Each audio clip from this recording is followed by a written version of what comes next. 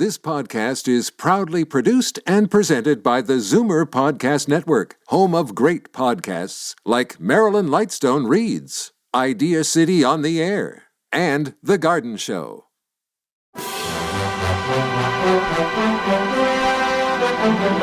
It's Zoomer Radio's Theater of the Mind with Frank Proctor.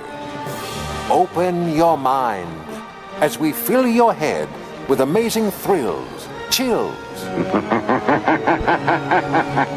and laughs. Theater of the Mind. The best love programs from radio's golden age. Only on Zoomer Radio. Now, here is your master storyteller, Frank Proctor. Well, thank you, and welcome to the show. Cloak and Dagger was an adventure radio series of NBC adapted from Corey Ford and Alistair McBain's book of the same title. The story ran that during World War II, OSS agents took dangerous missions without any assurance that they may return alive. So let me take you back to the 50s, when those war years were still fresh in the minds of Canadians, and we were just getting over the fact that we had to exist on rations and everyone was concerned with what was happening in Europe, thanks to Adolf Hitler and the Gestapo. Here is the episode entitled Direct Line to Bombers. Are you willing to undertake a dangerous mission behind the enemy lines, knowing you may never return alive?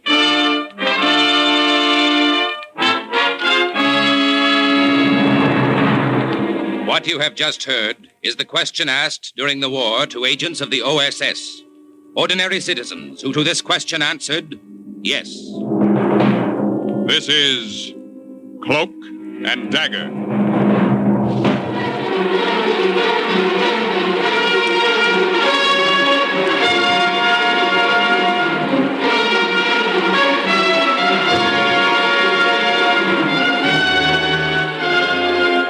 Black warfare, espionage, international intrigue. These are the weapons of the OSS. Today's adventure, Direct Line to Bombers, the story of an American OSS agent who, during the height of the war, directed from the streets of Berlin an American attack, is suggested by actual incidents recorded in the Washington files of the Office of Strategic Services. A story that can now be told.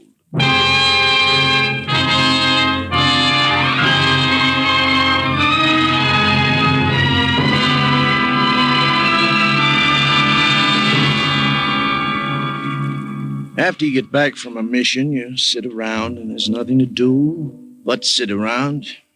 So that's what I did. I sat in a room in Milton Hall in England where OSS agents are trained. I thought about the restaurant on 6th Avenue I wanted to open after the war.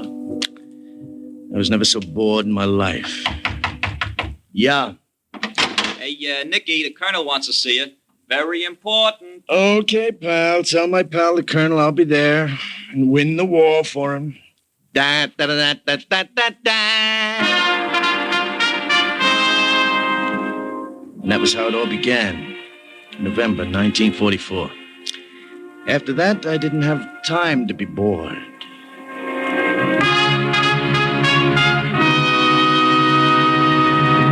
I know you've just come back from a mission in France, Lieutenant, so it's strictly up to you if you want to go out again immediately. Oh, now listen, pal. Colonel. If I have to sit around here and do nothing, I'll blow my top. You speak German, don't you? Well enough to know that Hitler speaks a lousy German, full of grammatical errors. If I see him, I'll tell him. You may be closer to him than you think. Corporal? Yes, Colonel. Send in Professor Warburg.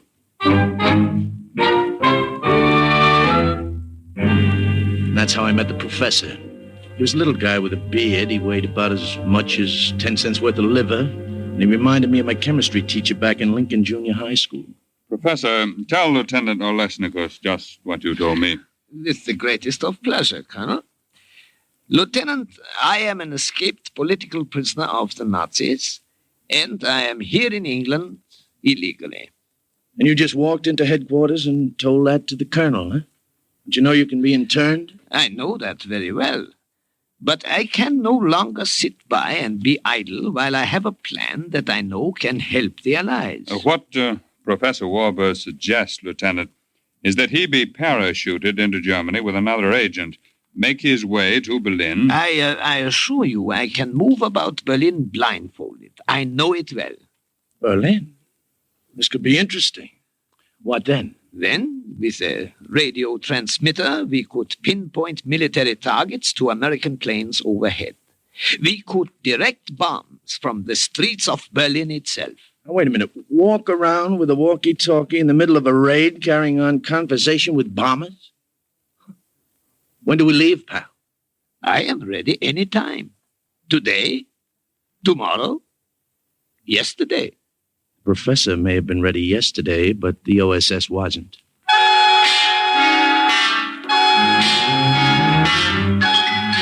First, we were briefed for weeks how to get food coupons in Berlin, how to buy a railroad ticket, how to post a letter, how to greet a German officer in the street. Little things, an American cigarette, an English match, a laundry mark could give us away. And there were big things, too. We were grilled for hours on cover stories. Forgeries became documents. Fiction became fact. Passes, stamps, signatures. Everything authentic, everything ersatz, including my manners and habits.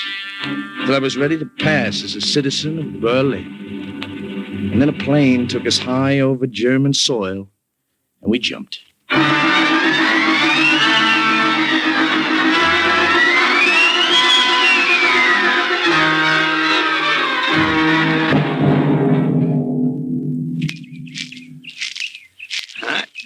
We made it, Nicky. Yeah? It's only a few kilometers to Berlin. We can walk it, make it before daylight. We should find the farmer who owns this field and say Dankeschön for providing us with so ideal a landing place. Yeah, we'll send him a letter sometime. Right now, let's get out of here. You will wait where you are. Kindly keep your hands in the air, unless you want that I blow your heads off, or that my dog tear you to bits. Quiet, Ron. You've been a good dog keeping so still. Well, as your farmer, Professor, you still want to say Dankeschön? Sit still. Do not talk. You have made a mistake, my friend. My companion and I got lost trying to find the road.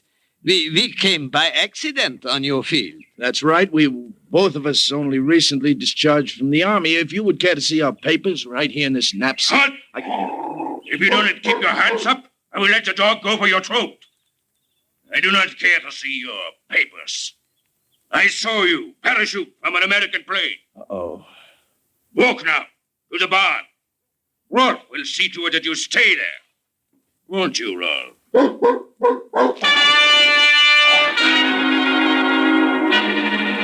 The German farmer left us in the barn, and he didn't have to lock the door. That big black Doberman with the impatient fangs watched us as if he wanted us to make a move so we could jump. Oh, if we get out of this, my friend, I shall never again be a dog lover. Professor, don't move, don't turn your head, just listen to me. Yeah, I'm listening.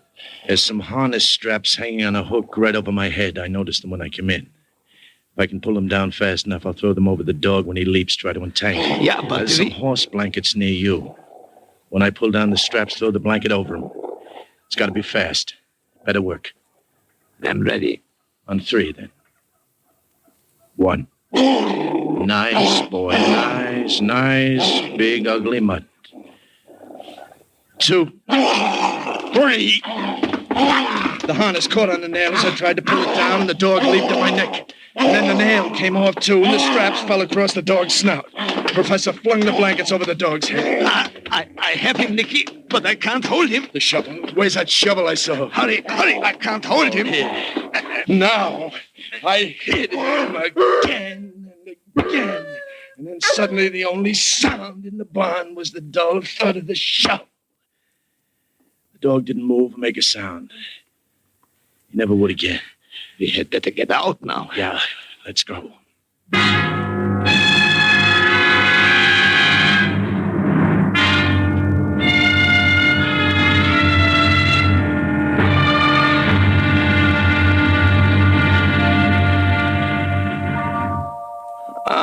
The smell of a bakery is always good. How fortunate it is I have only this morning made Pfefferkuchen, Joseph. just the way you always liked it. How good to see you again, Anna. I told my friend Nicky that you would take us in, help us. Natürlich, Nicky. I will do anything I can. We may stay here then, huh, Anna? Oh. If all goes well, we will leave right after the raid tomorrow night. Yeah, 24 hours, all we need. Of course you may stay. I still live above the bakery. There is an extra room. My grandson Emil will not be home from the youth camp for a week yet. Youth camp? What could I do, Nicky? What could anyone do in these days in Berlin but ride with the wind until there is a chance to fight against it? Helping you and your mission will give me my chance. Little Emil. 8 years ago seemed like only yesterday. I used to sit with him on my lap here in this bakery and twirl my gold watch on the chain for him. Remember, Anna, how he laughed? Yeah, I remember. He has forgotten you by now. And you would not know him. He's 13 years old. Oh, 13 years old. Already they have poisoned his mind. I cannot get to him. I do not dare. He's a little parrot speaking only what is taught him. Nicky, some more coffee? No, thank you, Frau Leitner. More Pfefferkuchen or Apfelstrudel. A specialty of my shop. Apfelstrudel. No, thanks. 6 years ago, at this very table, I had Emil on my lap when the Gestapo walked in and arrested me. Yeah. They did not like what I taught in their school. What's that? Someone's coming. I don't know who it can be. Customers never come by this late. Grandmother, surprise, I'm home. Emil! What these men? Emil, your manners. These are friends, just passing through Berlin. They are just staying the night. This is Herr Neudeck and Herr Josef. Wie geht's? Heil Hitler. Oh, yes, of course. Heil Hitler. I did not expect you until next week, Emil. How is it you are here so early? I won a great honor which I want to tell you about. I did not know I'd have to share it with strangers. Shame, Emil. These men were soldiers of the fatherland. Yeah? Yes, Emil, we were both with the elite guard of one of Rommel's Panzer divisions. Rommel. Yes, that is before we received our medical discharges. Oh, Rommel. Sit down, my boy. I will bring you something to eat, yeah? Don't you want to hear about the honor I received? Look, grandmother, on my sleeve. A red swastika. Yeah, red for the youth movement, and a swastika because I learned my lessons faster than the others. The commander-in-chief of the whole youth movement awarded me my swastika, and he told me I could take my vacation a week early. Are you proud of me, grandmother? Yeah, my boy. Yeah. Let me get you something to eat. Oh, no, I'm too tired. Going up to bed. Grandmother said you were staying here. Will I see you in the morning, gentlemen? Well, I'm not sure. Oh, they will be here. Now that you are home, Emil, I will sleep on the couch and give them my room. No, please. Oh, it is all right. It is settled. Good. Perhaps then, Herr Josef, you will tell me about Rommel. A great leader. Yes, perhaps. We will see you in the morning, Emil. Why do you stare at me? Do I stare, boy? I thought so. Have I met you before, Herr Josef? No, I am sure not. Your face. Ever since I came in. Grandmother, have I met him here before? No, Emil. Herr Josef was here before you were born, even. You have never seen him. It has been years, 15 maybe, before you were born. I suppose so. Well... Good night. Professor, he wouldn't remember, would he? Oh, how could he, Nicky? He was a baby that last day Josef saw him. Barely 5 years old. And the professor was 30 pounds heavier at least. And clean-shaven. Yeah. Anna is right, Nicky. Do not worry. He could not remember. Do not worry.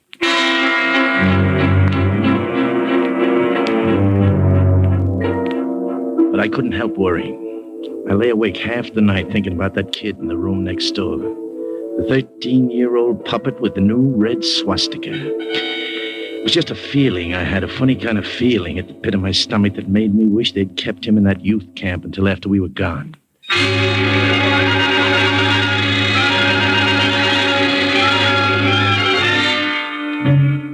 I got up, the sun had been up for hours, and so had the professor. I went downstairs to the bakery. There was the smell of fresh bread baking, and I knew Frau Leitner was in the kitchen. But the professor was sitting at the table, swinging his watch on the gold chain and talking to that German quiz what kid. else have you learned, Emil? But why do you want to know? Oh, I'm just interested. I want to see how well you have earned that swastika. I stood at the bottom of the stairs and We listened. have a leader who has They didn't see revolutionized me. Germany. He is the greatest man who ever was or will be. When I joined the Führer's organization, the man in charge said, join no other organization but this. Forward, forward, the banner leads us to eternity. You have learned your lesson well. Herr Joseph, are you sure I have never seen you before? Of course not, my boy. I seem to remember. Hey, Josef. Good morning, Herr Neudeck. Since we're just passing through Berlin, don't you think we ought to see a few of the sights before we leave? Yeah, you're right. We will leave now. Perhaps later, Emil, we will talk more.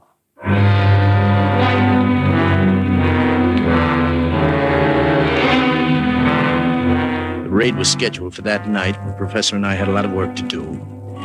We made arrangements to meet about 4:30 that afternoon at a tavern on Wilhelmstrasse. We went separate ways. I did a lot of walking, and I made a lot of notes in my head. The Klingenberg power plant was still functioning. The Ostkreuz junction of the city railroad had been repaired. There was an ammunition dump on the north side that our bombers couldn't see from the air. It's a nice day. A lot of Germans were walking the streets, and I made a lot of notes in my head.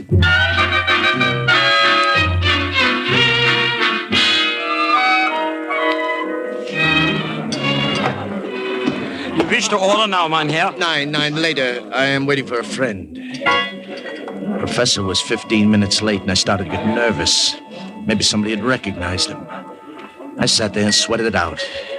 15 minutes, 20 minutes, half hour. And then he finally came. But he wasn't alone. Herr Neudeck, this is Hauptmann Müller. We met only this afternoon, and I invited him to come and have dinner with us. It was not quite that way, Herr Neudeck. It was I who insisted upon coming along. Gewiss, sit down. You were with one of Rommel's panzer divisions, I understand. Yes, we were only recently discharged from the army. Myself, I am just back. We will have much to talk about. Where is that stupid waiter? They're never around when you need them. He will be here presently. Presently is not soon enough. I will go to see him myself. I'll be right back. Where did you pick him up? He found me, my friend. There is a reservoir near the rail line. I was looking around. I think he was a little suspicious at first, but when I told him I was with Rommel, he became more friendly. I am beginning to believe I was in Africa myself. Just the same, I wish you could have shaken him. What did you find out? It was a profitable afternoon. And you? A profitable afternoon. Good. Shh, he comes back.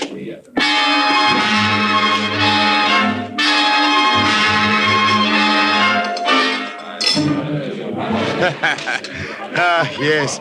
At first, it seems strange to me that Herr Josef here should show so much interest in the reservoir. Well, I was merely taking a stroll, getting reacquainted with Berlin. Then I watched you. I saw you walk down towards the rail line. That was when I stopped you and began to talk. We are both glad you did, Herr Hauptmann. Give us this opportunity to get acquainted. Yeah. Hope we shall see more of you while we're in the capital. Perhaps, Herr Neudeck. Perhaps you shall see a great deal of me. I think I shall call the waiter and order some brandy. Oh, I see you have not yet finished your meal, Herr Neudeck. You're still eating. It's very good. Our diet at the hospital was not so varied. No doubt. Everything I ate stuck in my throat. I know one of the Wouldn't go nurses. down. I knew that German officer was watching me as he talked. Watching me strangely, and I didn't know why. I knew that something was wrong, and I didn't know what. The professor felt it too. Her name is Gertrude, this little Fräulein I tell you about. And she has friends. Oh, so very pretty friends. You would like to meet them, perhaps? Yes, we would like to very much, Herr Hauptmann. How you would have enjoyed them. We might have had great fun together. All of us. Unfortunately, you may be otherwise engaged with the Gestapo. What did you say, Herr Hauptmann? I have been watching you all through dinner, Herr Neudeck. You are an American. Do not move, either of you. I have my hand on my gun. Well, surely you're joking. No European eats the way you do. To change the fork from the left hand to the right after the knife is used. At first, it escaped me. I just knew something bothered me. Then I realized what it was. There it was. The little thing that could put a rope around my neck. Americans hold the fork sideways in the right hand. In my nervousness, I'd forgotten a little thing like that European manner of eating. The Gestapo will be very pleased. The sharp knife I'd been eating with was still in my hand. Almost as if it moved by itself, it disappeared under the table and halfway into the German office. Oh, good work, Nicky. Good. I was stupid to get myself into that jam in the first place. We're not out of this yet. Waiter! Ja, mein Herr. Check, please. Our friend has had a little too much to drink. We will take him home. Ja, right away.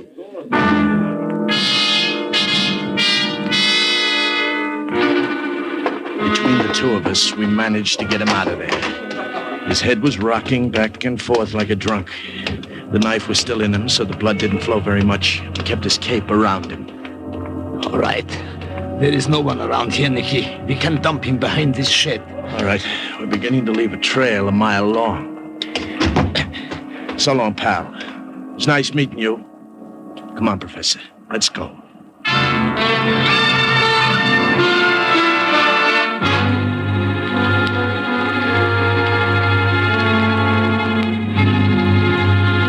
When we got back to the bakery, there was more trouble waiting for us. Trouble 61 inches high, weighing about 110 pounds, wearing a new red swastika on his arm.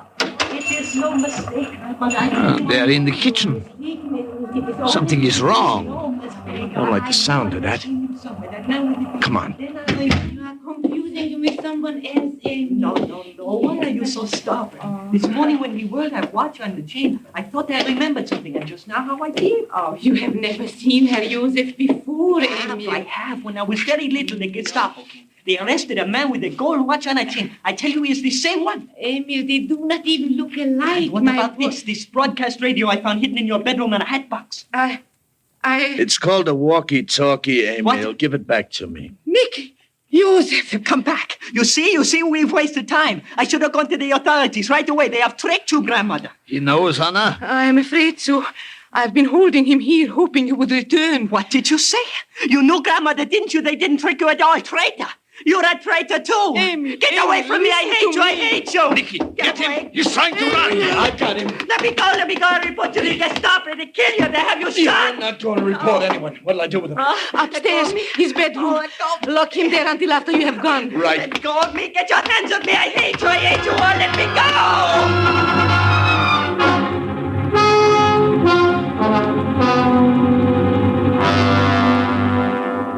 You will have to come with us when we leave here tonight, Anna. You cannot stay now. Professor is right, Frau Leitner. That kid upstairs will turn you over to the Nazis so fast you won't know what happened to you. My little Emil, turn me in. Josef, would he? Yeah, I'm afraid he would, Anna. It is best that you come with us. We are going to try to get through the lines into France. Once there are underground workers who will help us. Yeah. Nicky, is it all right if I bring this tray of food up to him? He has not eaten. He's still such a little boy. Yeah, sure. You. Oh, take it up, but don't untie his hands, remember? Yes, I will remember. And the raid ought to start soon. Let's go over this map. Make sure we have everything right, huh? Yeah. Now, the rail line is here. Mm-hmm. Sector 2, grid B3. If our bombers knock that out, Berlin's transportation is completely crippled. And here, on the map, power plant is in Sector 6, grid G5. Nicky, he's gone. What did you... What? Yeah, his hands. He got them loose. He lowered himself from the window with the bedsheet. What are we to do? He'll bring the Gestapo back with him. We don't know how long he's been gone. Professor, the window, quick. Yeah. The back door. There is a car coming. I can see it. There is an alley and Now, we can... look, no time. They'll have this place surrounded. How do you get to the roof? The roof, yeah. Up those stairs. We can go to the other rooftops and perhaps escape. There better be no perhaps about it.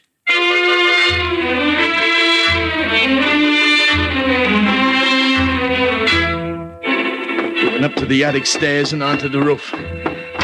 We could see the Germans from there. 4 of them in black shirts spilled out of an armored car. 2 of them broke in through the front door. 2 of them started around to the rear. And then we heard Amy. There they are up there! On the roof! Emil, my boy! Don't... Anna! Nicky, she's dead. Well, it won't do her any good if we stay here. Come on, across the parapet. Air raid. Oh, that's music to my ears. At least it'll keep them from getting more help right now. Stay where you are! Surrender now and it will go easier with you! Come and get us, pal! One of them did try to come and get us, and he got it first. Right between the eyes. He swayed for a few seconds back and forth, and then he fell off the roof onto the street. That's one of them, Nicky. There are only 2 left. 2? Well, what happened to the third? Nicky, behind you! 4th Nazi had come up the other way, through somebody else's attic and onto the roof behind. Get your hands up! Now there are just 2 left, Professor. Hey, Professor, what is it? My leg. I can't move it. I can't go any further, Nicky.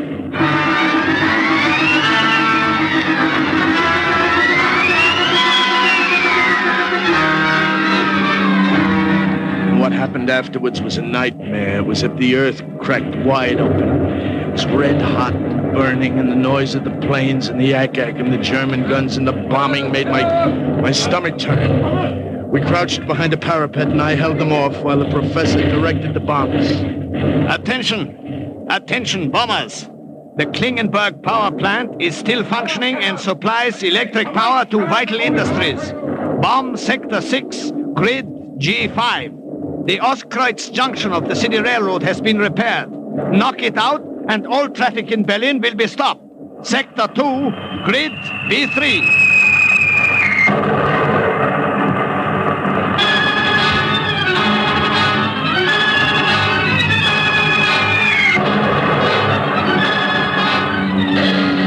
All right. Go now, Nicky, while there is a chance.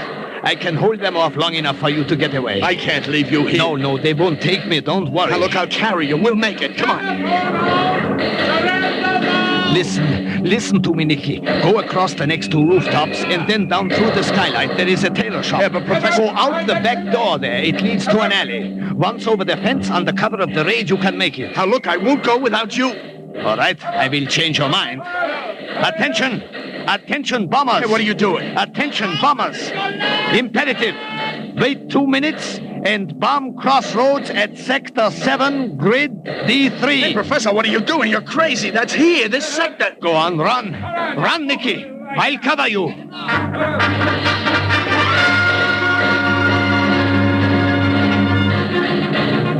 I ran. I stumbled and fell and got up and ran again. When I got down in the alley through the tailor shop, I kept on running. And then the bomb fell and the concussion rocked the ground and I went flat on my face.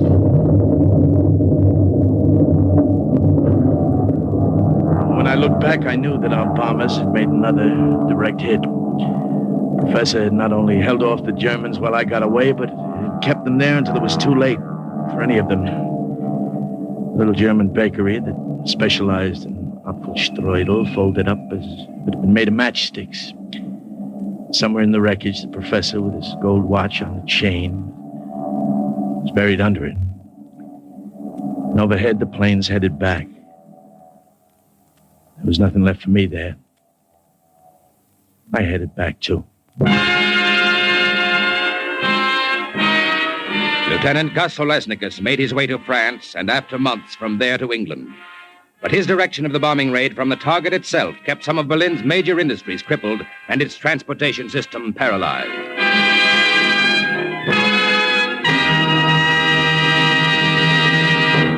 And once again, the report of an OSS agent closes with the words, "Mission accomplished." Listen next week when we again present Cloak and Dagger.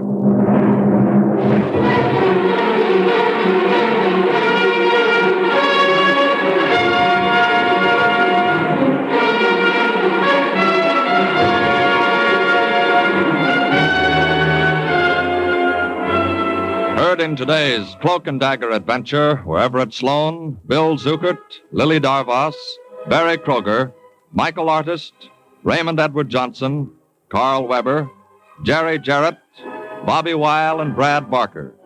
Script was written by Winifred Wolfe and Jack Gordon. Music was under the direction of John Gart. Today's true OSS adventure was based on the book Cloak and Dagger by Corey Ford and Alistair McBain. This has been a Louis G. Cowan production in association with Alfred Hollander, and was under the direction and supervision of Sherman Marks. Stay tuned for A Day in the Life of Dennis Day, next on Theater of the Mind. The planet's brightest minds are thinking about a cure for cancer, ways to make AI smarter, space exploration, sex with robots, the cure for aging, why we humans have pets, and how to turn plants into meat before the rest of us are even dressed. Wake up to inspiration with Idea City on the Air. Hear talks from Moses Neimer's conference that always brings you the biggest ideas first. Idea City on the Air is on Zoomer Radio. Time now for A Day in the Life of Dennis Day. Day appeared for the first time on Jack Benny's radio show, October 8th of 1939. He remained associated with Benny's radio and television programs until Benny's death in 1974. He was introduced as a young 19-year-old naive boy singer, a character he kept throughout his whole career. Well, let's turn to the episode we have coming up now in the fictional town of Weaverville, True Life article.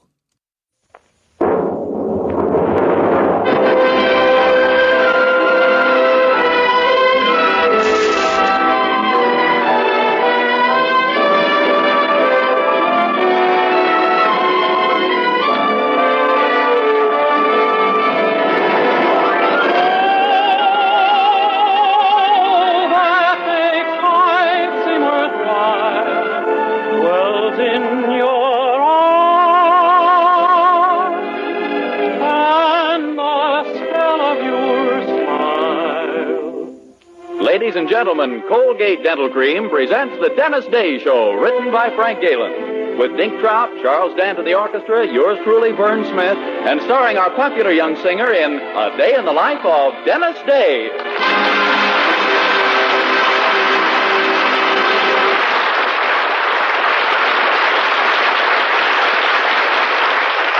Twice a day and before every date, use Colgate Dental Cream to clean your breath while you clean your teeth.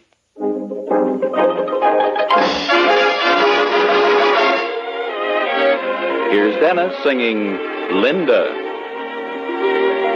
When I go to sleep, I never count sheep. I count all the charms about Linda. And lately it seems in all of my dreams I walk with my arms about Linda. But what good does it do me? For Linda doesn't know I exist. Can't help feeling gloomy. Think of all the lovin' I've missed. We pass on the street, my heart skips a beat. I say to myself, hello, Linda. If only she'd smile, I'd stop her a while. Then I would get to know Linda. But miracles still happen. And when my lucky star begins to shine, with one lucky break, I'll make Linda mine. Oh, miracles still happen. And when my lucky star begins to shine, with one lucky break, I'll make Linda mine.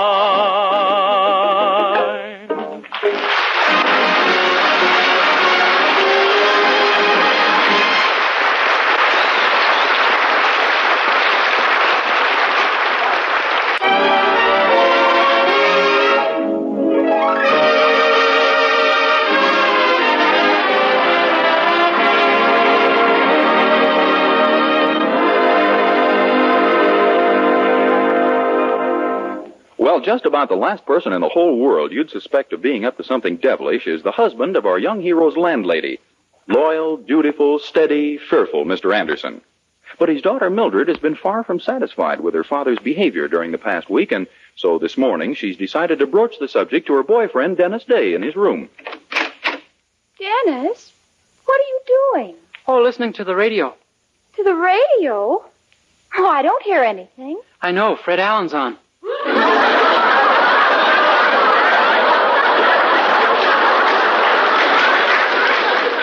Well, turn it off. I want to talk to you. Okay. Dennis, have you noticed anything odd or unusual about Dad lately? Your dad? No, Mildred, why? Well, he's been acting strangely all week. Gee, really? He hasn't been near Mother for whole days at a time. And besides that, he's been acting strangely, huh? We hardly ever see him anymore. Why, at dinner he barely gets through the first course before he disappears somewhere. I don't understand it. Me either. He certainly should be used to the food by now. It isn't the food. My father's up to something. Oh, gosh, you really think so? I do. Dennis, you don't suppose... Oh, no. No, it's impossible. Well, that's silly. Nothing is impossible. What were you thinking of? Another woman. Beg pardon, I was wrong.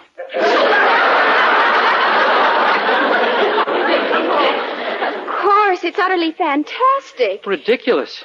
Still... Yeah, it's spring, and you know what they say about young men and their fancy.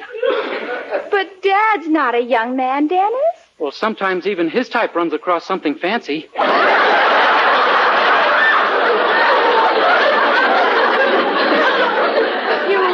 Really think it might be an affair d'amour? Oh, I don't know whether she's French or not. But you do think he might be interested in another woman. Oh, Dennis, I can't believe it. Me either, really. But, Dennis, we've simply got to know the truth. Yeah. If it's what we suspect, we might be able to break it up before Mother hears about it. Think what'll happen to her if she finds out about my father. I wouldn't want to be in his shoes either. Now, look. Daddy's in the next room. You're going in there and find out what he's up to. You mean right now? Yes, only for heaven's sakes, be tactful. If you're not subtle about it, he won't tell you a thing. Okay, I'll kind of ease into it slowly. I can be pretty sly, you know. Oh, good. I'll wait here for you. Go on now. Morning, Mr. Anderson. Morning, my boy.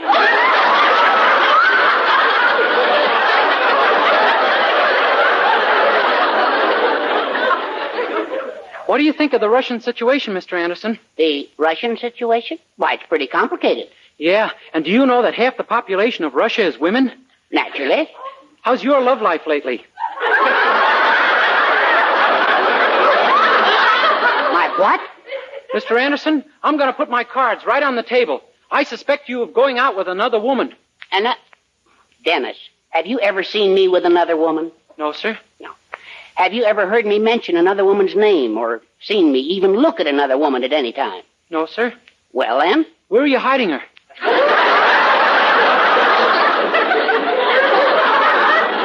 I'm afraid we're discussing a pleasant impossibility. Now, believe me, it isn't so. No? Then where do you rush off to every night after dinner? To the public library. Aha! Now we're getting somewhere. A beautiful librarian, huh? Dennis, in the Weaverville Library, the only thing you'll find well stacked are the books.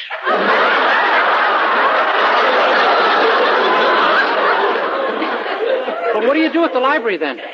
Well, now, if you'll promise me to keep it a secret, I'll tell you. Oh, sure. I promise. All right.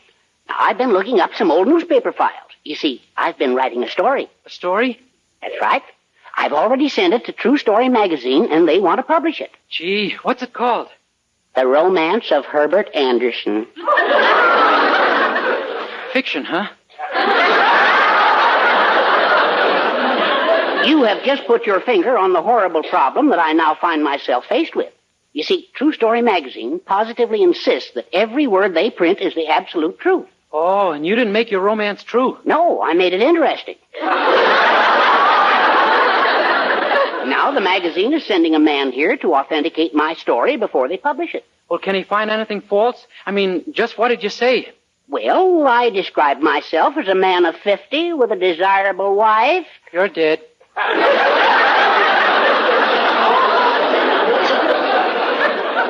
I could get by with that, but you see, as an added touch, I mentioned our children. Oh, one daughter could hardly be considered children, huh? Exactly. Well, maybe you could say it was a little mistake that you lost count. Well, hardly, because I described the other child in considerable detail. A boy, I said it was. A brilliant boy who less than a year ago had received his doctorate from Harvard. Gee, you are in a mess. When will this fellow from True Story be here? Well, this afternoon, according to the wire I got. This afternoon? Gosh, even if Mrs. Anderson presented you with a son right now, he could never get through Harvard in time. Well, not a hard school like Harvard, no. Well, let's not give up yet, Mr. Anderson. There's got to be a way out of this thing somehow. Oh, I hope so. Now, don't you worry. I've got a brain and Mildred's got a brain, and between our two brains, she's sure to think of something.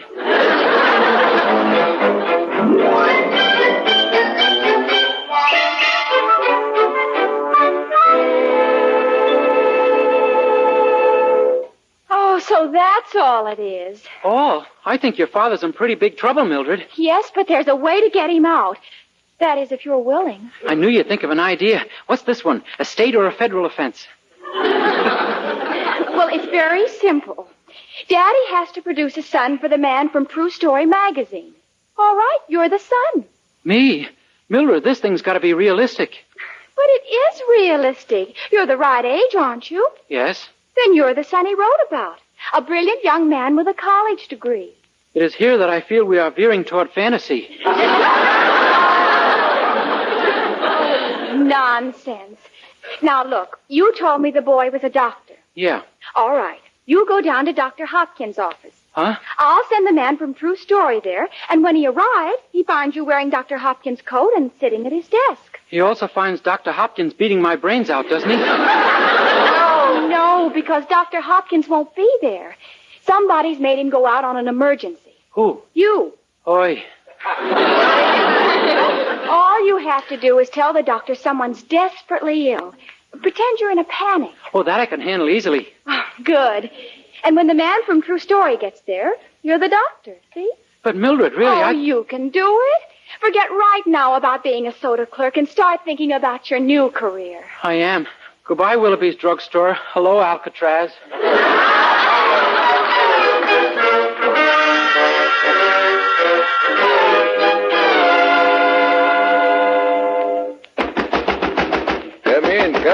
Come in. Dr. Hopkins, Dr. Hopkins. Yes, boy, what is it? An emergency, Doctor. My sister. Your sister? Yeah, she's doubled up in agony. Her face has turned green, her teeth are falling out, and she's got a temperature of 109. What? Yeah, we think she's sick. Good gracious. Has she been in this condition long? Since January. January? Why do you come to me now? Well, today she started to complain. Could you go right away, Doctor? Yeah, yes, of course. What's the address? 120 Cedar Road. It's out in the middle of the woods, 10 miles from here. Good heavens. How could you have picked such an out-of-the-way spot? It wasn't easy. I'd better call the hospital and have them drive me over in the ambulance. An ambulance? Of course, yes. The driver will find the place. Doc, it's beautiful out. Why don't you walk? Don't be a fool. I'll go over to the hospital and pick up the ambulance there. And you stay here and watch the office for me till I get back, understand? Yes, sir. Gee, it worked like a charm. This must be one of my abnormal days. Oh, gosh, what do I do now? Maybe it's Mildred. Hello? Yes, this is Dr. Hopkins' office, but... What? Your wife is about to have a baby, and what should you do? Well, humor her, I guess. Let her have it.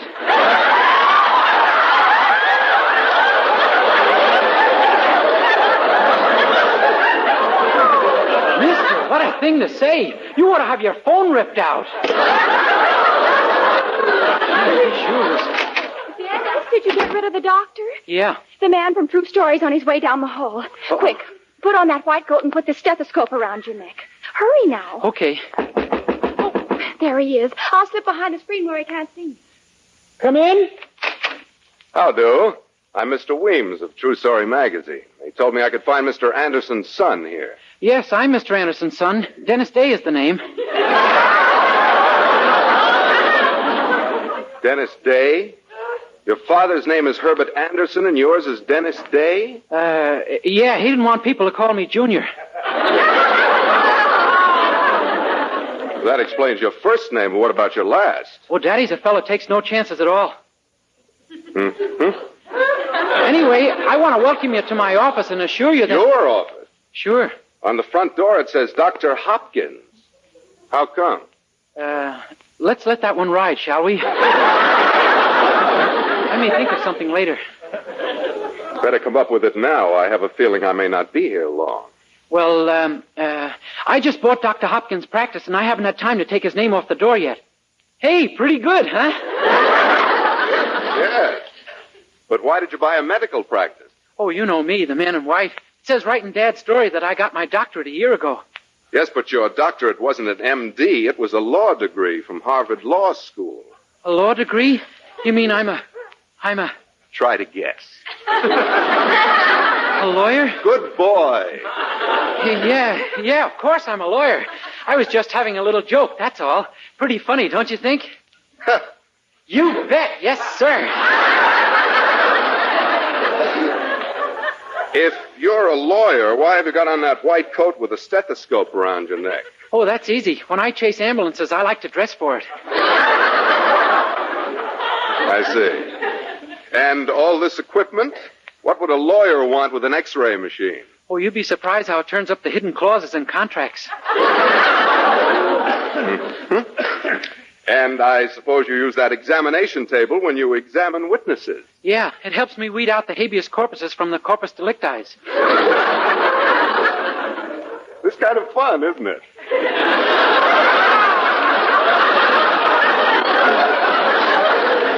Hope so. You don't expect me to swallow this, do you, Mr. Day? I'd be terribly grateful. Well, you do have some awfully novel ideas for a lawyer. Yeah, they come when I least expect them. You and Clarence Darrow, eh? No, I like to work alone. Who has a better right? Well, Mr. Day, True Story magazine, as you know, prints nothing but the truth. So until I can check on this matter elsewhere, I suggest you plead nolo contendere, so to speak. Oh, I will. I'll plead just what you said. You're not familiar with that common legal phrase? I'm a Harvard man, Mr. Weems. We'd hardly learn common phrases there.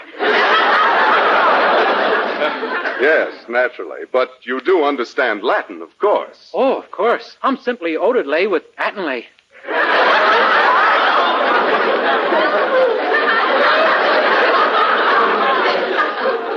You are indeed loaded with something or other.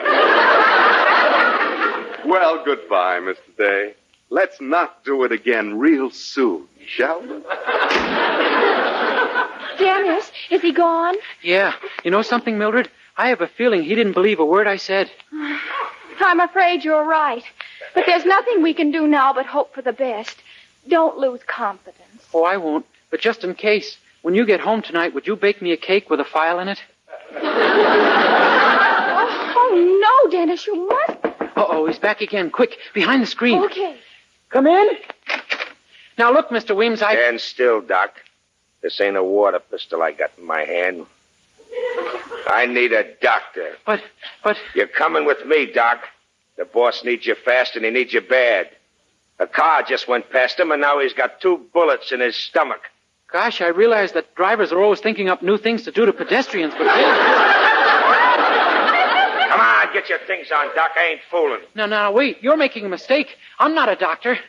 No? Then what are you doing in this office with a white coat on and a stethoscope around your neck? Oh, I was trying to convince someone that I was a lawyer. Sounds weak, huh? Doc, I'm warning you for the last time. The boss needs someone to pick those bullets out of him.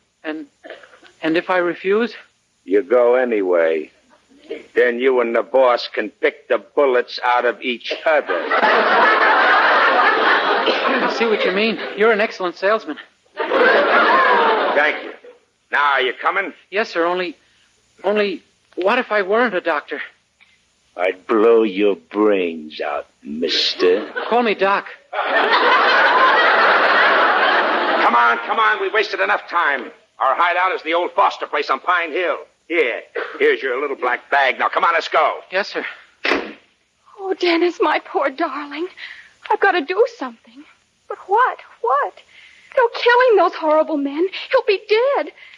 And that fellow he takes the bullets out of, he won't do well either. Oh, I just got to do something. The Foster place on Pine Hill.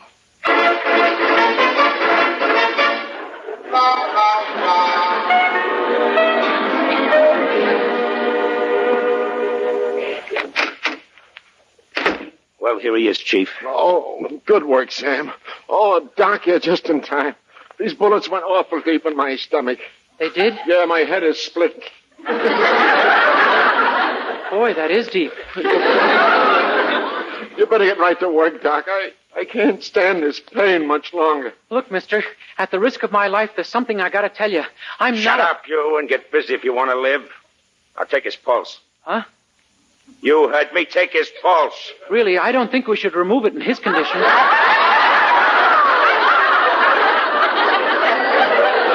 What are you talking about? All you gotta do is feel it. Oh. Well, what are you waiting for? Go ahead and feel his pulse. Yes, sir. If you'll find it, I'll be glad to feel it.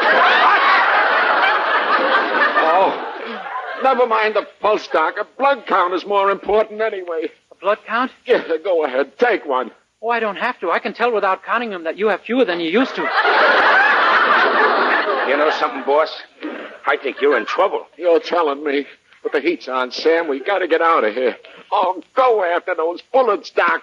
I'll tell you what. Let's leave them in. A lot of iron and bullets, you know, and the system requires iron to...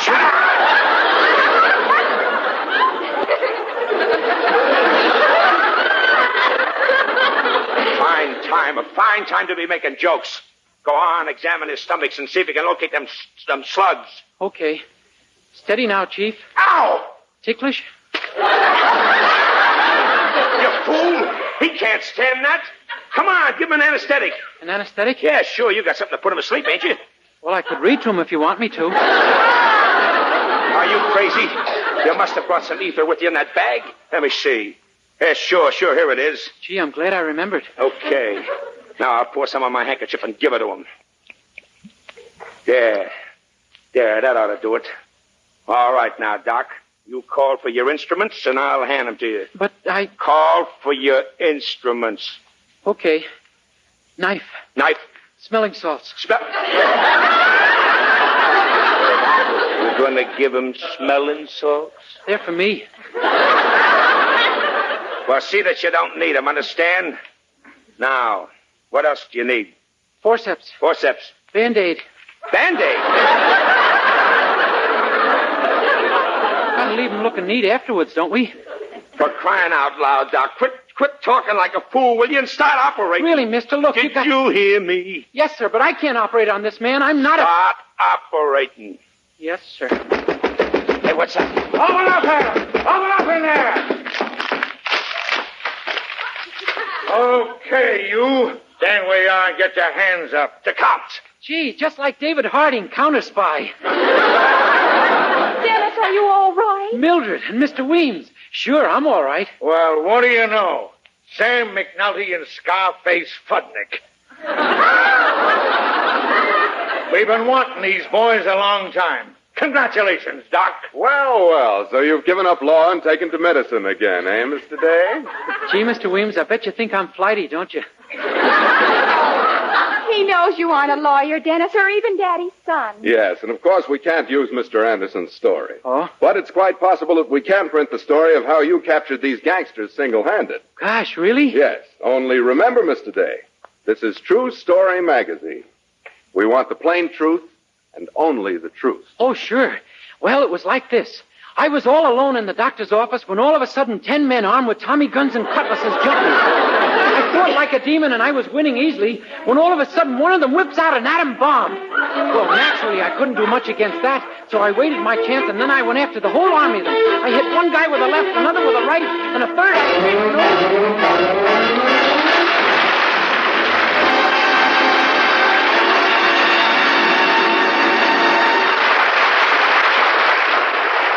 I No, the story of how Dennis Day routed the gangsters will not be found in True Story magazine. But the story of Dennis's life, entitled Okay, I'll Talk, definitely is in the current issue. True Story magazine on sale at all newsstands. With Charles Dant and the orchestra, here's Dennis to sing the current favorite, I Want to Thank Your Folks. I want to thank your folks for making you as sweet as you are. How else can I express how I feel, confess and reveal my love? I want to thank your folks for making you the dream that you are, and tell them what a swell job they've done of raising the one I love. Do you recall the birthday party they gave you when we were just a couple of kids? Well, suppose they hadn't thought of inviting me to see what I have missed. And here's my thanks to you for making all my love dreams come true. But darling, to be perfectly frank, I really must thank your folks. Do you recall the birthday party they gave you when we were just a couple of kids? Well, suppose they hadn't thought of inviting me to see what I'd have missed. And here's my thanks to you for making all my love dreams come true.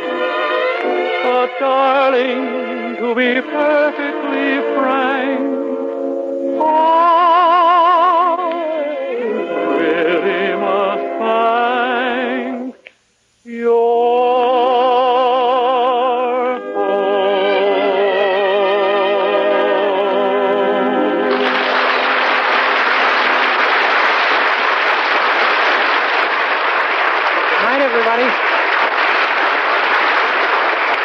Dennis Day can be heard with Jack Benny every Sunday. And be sure and be with us again next week for another Dennis Day program. More songs, more adventures in the life of our star, Dennis Day.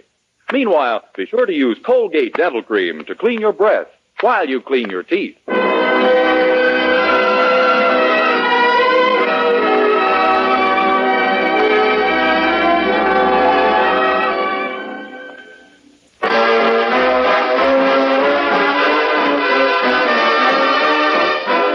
Ladies, keep right on saving used fats and oils. Turn them into your dealer and he'll pay you more for your used fats and oils. Mrs. Vern Smith reminding you that daylight saving time becomes effective in certain areas on April 27th. This may change the time at which the Dennis Day program is heard in your community. Please check your local paper for the time at which this program will be heard next week and each week thereafter.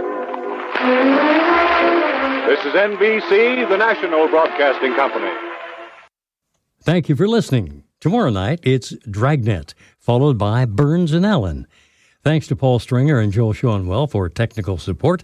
The executive producer for Theater of the Mind is Moses Neimer. I'm Frank Proctor. Have a great night. Who's listening to Marilyn Lightstone Reads? With over 100,000 downloads to date, well, everyone. Now Marilyn Lightstone reads the Pulitzer Prize-winning classic, The Age of Innocence by Edith Wharton. Immerse yourself in the glamour of Gilded Age New York as Marilyn captures the high society drama and suspense of three people drawn into a passionate conflict between love, desire, and duty. Marilyn Lightstone reads The Age of Innocence. Download free episodes today at classicalfm.ca.